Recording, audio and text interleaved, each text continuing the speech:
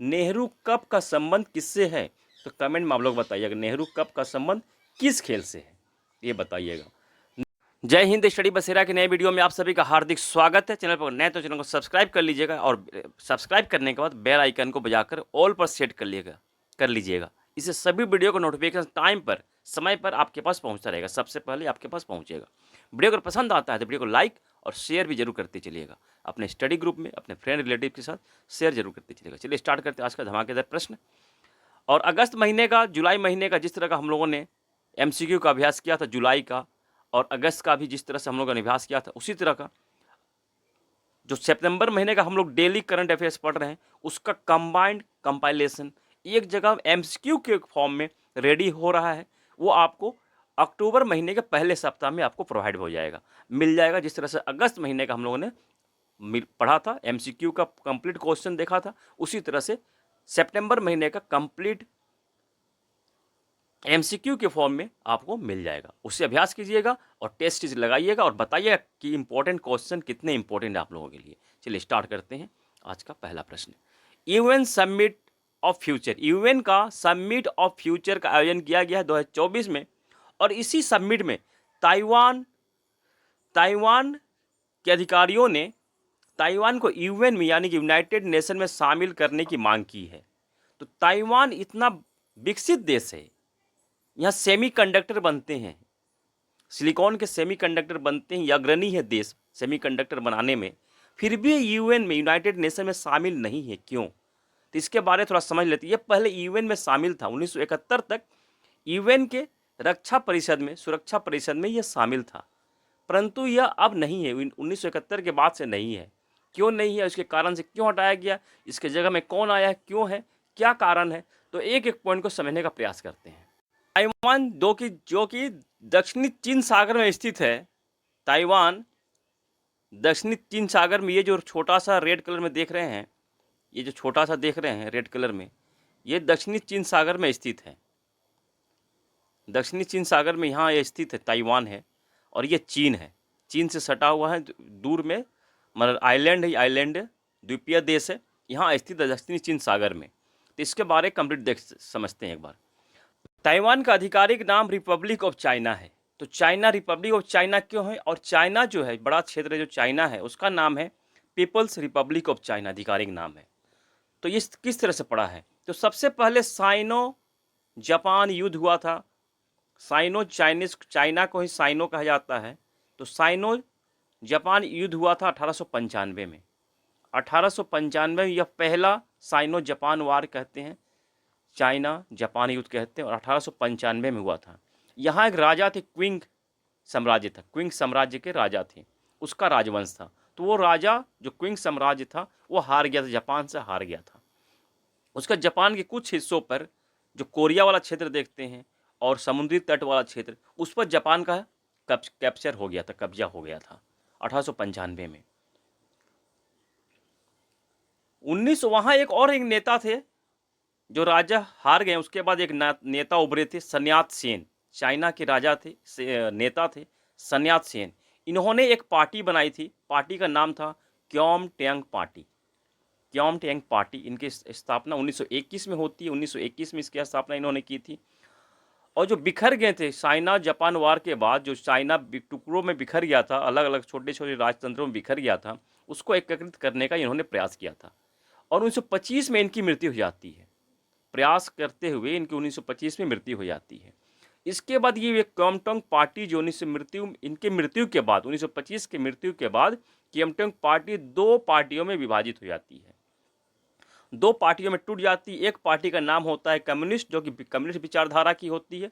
दूसरी होती है नेशनलिस्ट पार्टी, जो कि राष्ट्रवादी पार्टी होती है, यह उदारवादी पार्टी होती है। इसके जो अध्यक्ष होते हैं चियांग काई शेक, और कम्युनिस्ट पार्टी होती है जिसका कि नाम रखा जाता है CCP, यानी कि चाइनीज कम्युनिस्ट पार्टी।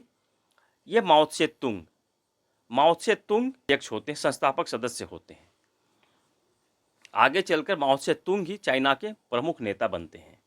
क्योमटेंग को ही शॉर्ट में KMT भी कहते हैं, इसे भी ध्यान रखिएगा, KMT, क्योमटेंग पार्टी को ही शॉर्ट में KMT कहते हैं।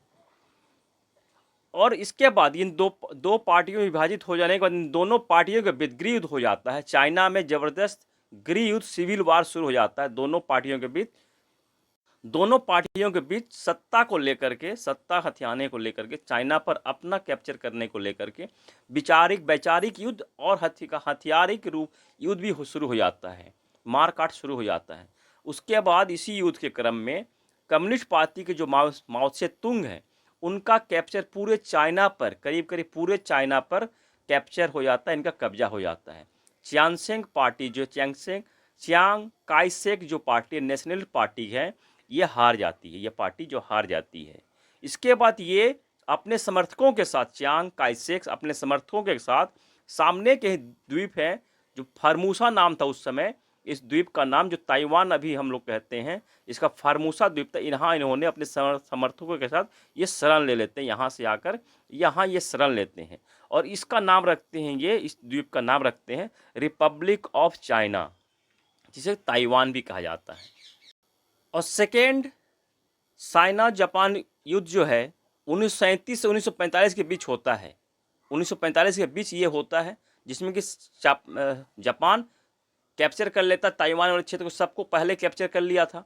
और उसके बाद ये युद्ध होता है जब जापान पर जब बम गिर जाता है, जापान जब हार जाता है, तब इन दोनों पार्टियों के बीच ज़बरदस्त युद्ध होता है फिर से वापस से 1945 में।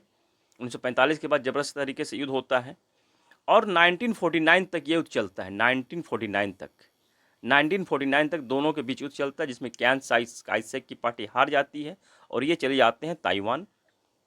और 1949 में ये माओ से तुंग का पूरा कैप्चर हो जाता है। कम्युनिस्ट पार्टी का, कम्युनिस्ट विचारधारा का चाइना पर पूरा विचारधारा चलने लगती है। उसके बाद अब यूएन की स्थापना जो 1945 में होती है, यूनाइटेड नेशन की स्थापना 1945 में हो जाती है। तो इसका अब यहाँ मामला बनता है कि किसे आधिकारिक रूप से चाइना, चीन किसे माना जाए, ताइवान रिपब्लिक ऑफ चाइना को या पीपुल्स रिपब्लिक ऑफ चाइना को। पीपुल्स रिपब्लिक ऑफ चाइना के प्रमुख थे माओ से तुंग। ये माओ से तुंग, भारत में हम लोग जो माओवादी सुनते हैं, ये माओ से तुंग द्वारा ही भेजे गए उग्रवादी हैं, उनके ही नाम पर इसे माओवादी कहा जाता है, ये भी ध्यान रखिएगा। तो रिपब्लिक ऑफ चाइना माओ से तुंग के समर्थक थे और पीपुल्स रिपब्लिक ऑफ चाइना माओ से तुंग का समर्थक थे। और रिपब्लिक ऑफ चाइना ये चियांग काई शेक का यहाँ शासन था। तो किसे माना जाए, तो यूएन में 1971 तक रिपब्लिक ऑफ चाइना को सुरक्षा परिषद में स्थान मिला हुआ था, यानी कि ताइवान को यह परिषद मिला हुआ था। परंतु उसके बाद 1971 के बाद पीपुल्स रिपब्लिक ऑफ चाइना मजबूत हुआ, अपने आप को मजबूत किया और यह कम्युनिस्ट विचारधारा का समर्थक था। तो रसिया का भी समर्थन मिला, क्योंकि रसिया भी कम्युनिस्ट विचारधारा का समर्थक है, रसिया का समर्थन मिला और बहुत सारे देशों का इसने समर्थन हासिल किया। और उसके बाद यूएन में अपने स्थान को मजबूत बनाया, यूएन में अपने स्थान को अस्थायी बना दिया और ताइवान को हटा दिया गया। ताइवान को हटा दिया गया। इलेक्शन होता है, इलेक्शन में maximum country People's Republic of China को देश मानते हैं, परंतु ताइवान यानी कि रिपब्लिक ऑफ चाइना को देश मानने से इनकार कर देते हैं। तो उसी तरह से 1971 में, इसी वोट के क्रम में 1971 में ताइवान यूएन का सदस्यता से हट जाता है और उसके जगह में पीपुल्स रिपब्लिक ऑफ चाइना, जो चाइना का बड़ा क्षेत्र अभी देख रहे हैं, चाइना का ये जो बड़ा क्षेत्र जिसे चाइना मेन चाइना भी कहा जाता है, यह बन जाता है यूएन का मेंबर। तब से ताइवान अभी तक नहीं है। ये कहानी कंप्लीट कहानी है, कंप्लीट ताइवान और चाइना की ये कंप्लीट कहानी है। आशा करता हूँ लोगों को सेशन पसंद आया होगा। ये पॉइंट मैंने जो डिटेल बताया समझ में आया होगा, एक एक पॉइंट समझ में आया होगा और आप लोगों के एग्जाम के पॉइंट ऑफ व्यू से इंपॉर्टेंट रहेगा। चलिए अब नेक्स्ट चलते हैं। ऑक्सीजन बर्ड पार्क, जिसे कि अमृत महोत्सव पार्क भी कहा जाता है, इसका उद्घाटन सड़क परिवहन राजमार्ग मंत्री नितिन जयराम गडकरी जी ने की है। कहाँ की है? नागपुर महाराष्ट्र में। नागपुर महाराष्ट्र में इसका उद्घाटन किया गया है। प्राकृतिक पक्षियों का आवास प्रदान करने के लिए इसका उद्घाटन किया गया है। चलिए नेक्स्ट पॉइंट पे चलते हैं। नेक्स्ट पॉइंट है 8वें भारतीय कला महोत्सव। इसका उद्घाटन कहाँ किया गया है? इसका उद्घाटन राष्ट्रपति द्रौपदी मुर्मू जी द्वारा सिकंदराबाद तेलंगाना में किया गया है। सिकंदराबाद तेलंगाना के राष्ट्रपति निलयम में, राष्ट्रपति निलयम एक स्थान है, भवन है, बिल्डिंग है, वहाँ इसका उद्घाटन किया गया राष्ट्रपति द्रौपदी जी मुर्मू द्वारा। कब से कब तक यह महोत्सव चलेगा? 29 सितंबर से 6 अक्टूबर 2024 तक यह महोत्सव चलेगा। इस पर किसको ध्यान रखा गया है? इस कला महोत्सव में उत्तर पूर्वी राज्यों की कला को ध्यान में रखकर इसका आयोजन किया गया है। उत्तर पूर्वी राज्यों की कला को ध्यान में रखते हुए, ये ध्यान रखिएगा, उत्तर पूर्वी कला को ध्यान में रखते हुए। चलिए नेक्स्ट देखते हैं। ओलेग कोनेनेंको और निकोलाई चुब, ये कौन है? ये व्यक्ति हैं, अंतरिक्ष यात्री है, दोनों के दोनों अंतरिक्ष यात्री हैं। हम लोगों ने कुछ दिन पहले ओलेग कोनेनेंको के बारे में पढ़ा था कि अंतरिक्ष में 1000 से ज़्यादा दिन, सबसे अधिक दिन 1000 से ज़्यादा दिन तक अंतरिक्ष में व्यतीत करने का, बिताने का रिकॉर्ड बनाया है इन्होंने, रहने का रिकॉर्ड बनाया है, इनके नाम रिकॉर्ड है। तो अभी इन्होंने और एक नया रिकॉर्ड बनाया है निकोलाई चुम के साथ, संयुक्त रूप से दोनों एक साथ रहने का 344 दिन अंतरिक्ष स्टेशन में, ISS अंतरिक्ष स्टेशन में रहने का इन्होंने रिकॉर्ड बनाया, दोनों साथ में रहे हैं। तो ये भी एक रिकॉर्ड बन गया इनके नाम से। ओलेग कोनेनेंको और निकोलाई चुब, ये दोनों रसिया के अंतरिक्ष यात्री, ये भी ध्यान रखिए। कहाँ के हैं? तो रूस के अंतरिक्ष यात्री हैं। चलिए नेक्स्ट पॉइंट पे चलते हैं। विश्व हृदय दिवस यानी कि वर्ल्ड हार्ट डे कब मनाते हैं? 29 सितंबर को वर्ल्ड हार्ट डे मनाते हैं हम लोग। सितंबर महीने का ये आखिरी दिन है, 30 सितंबर है यार। तो कंप्लीट आज मैं रिवाइज नहीं कर रहा हूँ क्योंकि कल ही हम लोग इस बारे में पढ़े थे, क्योंकि वीडियो बेकार में लंबा हो जाएगा। ये कंप्लीट मैं प्रोवाइड कर रहा हूँ, आप लोग देख लीजिएगा। आप लोगों ने नहीं देखा है तो आप लोग देख लीजिएगा इसे। कंप्लीट सितंबर महीने का एक एक इंपॉर्टेंट डिटेल के साथ मैंने यहाँ लिख दिया है, जो दिवस हैं डेट वाइज, और कंप्लीट डिटेल भी लिख दिया, सप्ताह में जो होते हैं वो भी लिख दिया है। ये फर्स्ट पेज पे है और सेकंड स्लाइड पे भी एक है, उसे भी देख लीजिएगा। ये है सेकंड स्लाइड पे। 28 सितंबर तक और 29 सितंबर को हम लोग मनाते हैं वर्ल्ड हार्ट डे, यानी कि विश्व हृदय दिवस। तो वर्ल्ड हार्ट डे ये मनाते हैं 29 सितंबर को। ये भी यहाँ नोट डाउन कर लीजिएगा, कंप्लीट डिटेल एक एक पॉइंट को यहाँ आप लोग देख लीजिएगा। चलिए नेक्स्ट पॉइंट पे चलते हैं। नेक्स्ट पॉइंट है नॉर्थ जॉइंट 2024 युद्ध अभ्यास। यह किनके बीच हुआ है? रूस और चाइना के बीच हो रहा है। रूस और चाइना के बीच यह होता है उत्तर संयुक्त 2024 अभ्यास। इसका हिंदी में अगर नाम पढ़ा जाए तो इस तरह से होगा, नॉर्थ जॉइंट 2024 अभ्यास। यह नौसैनिक अभ्यास है, इसे भी ध्यान रखिए किस तरह का अभ्यास है, तो नौसैनिक अभ्यास है यह। चलिए नेक्स्ट पॉइंट पे चलते हैं। नेक्स्ट पॉइंट है पप्पमलम।